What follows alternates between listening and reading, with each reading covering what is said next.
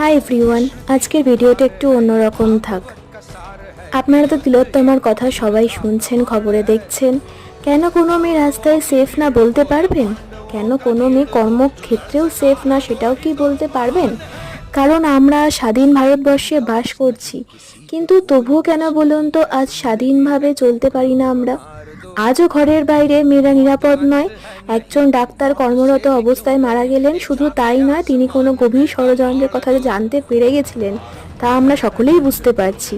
আচ্ছা, তারা কি এতটাই পাওয়ারফুল যে একজন ডাক্তারকে মেরে ফেলার ক্ষমতা রাখে? আমি বিশ্বাস করি এই নিকৃষ্ট ক্ষমতাশালী লোকেদের থেকেও আরও ক্ষমতাশালী একজন আছেন যিনি সবার বিচার করেন। তাই আমরা কখনোই এই প্রতিবাদ ব্যর্থ হতে দেব না আমাদের মেরুদণ্ড বিক্রি হতে। দোষীদের কঠোর থেকে কঠোরতর শাস্তি যাতে হয় সেই অপেক্ষায় আমরা থাকব। We need justice, we want justice.